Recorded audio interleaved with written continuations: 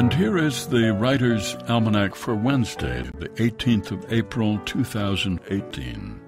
It's the birthday of the man who inspired the word beatnik in the 1950s, the poet Bob Kaufman, born New Orleans, 1925, Roman Catholic mother, German Jewish father. Not much is known about his life. He didn't keep a diary, didn't save letters. He wrote 3 volumes of poetry, but he preferred to recite his poems in coffee houses rather than write them down. He spent 20 years in the Merchant Marine, circled the globe 9 times, survived 4 shipwrecks, and it was out at sea when he first read about the beat poets, many of whom also had been seamen. Gary Snyder had, Jack Kerouac, Allen Ginsberg.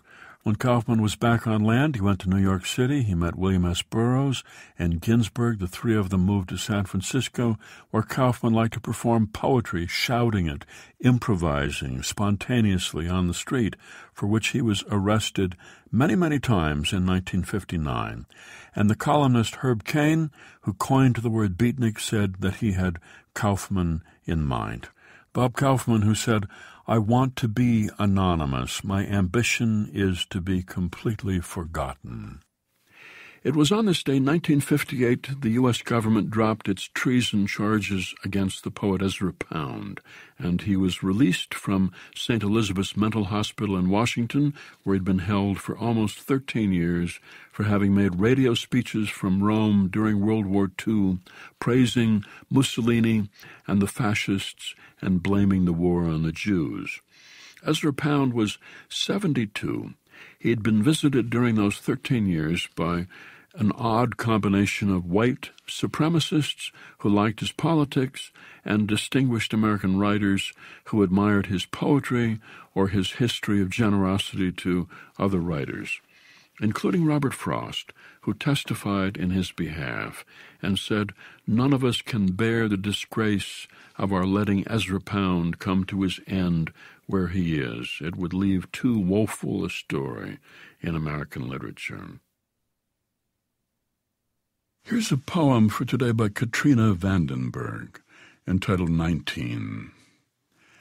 Carrie and I were hanging our wash on the roof of the hostel in Rio Maggiore, all we had carried in our packs while remaining half-dressed, when the Italian couple came up to shower.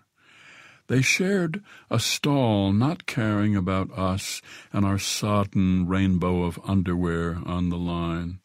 From the roof, we could see the Mediterranean bang the cliffs and other roof gardens with cats and coral geraniums like this one.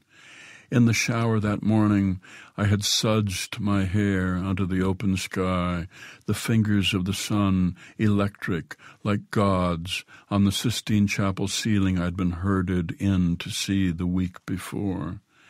Now the cotton partitions trembled, and the couple's feet danced in the spray, her small red-painted toes digging into the tops of his feet.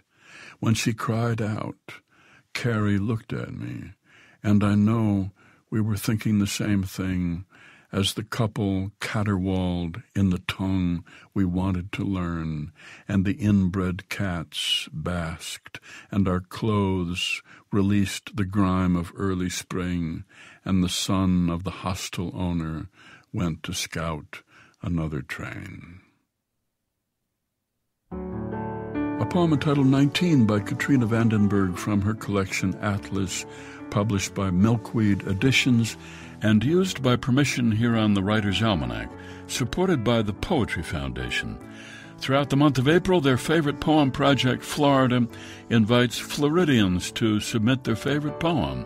Florida-based listeners can submit their nominations at poetryfoundation.org/favorite poem Florida.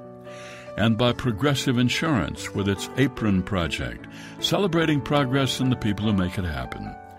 Engineered by Noah Smith and produced by Joy Biles. Be well, do good work, keep in touch.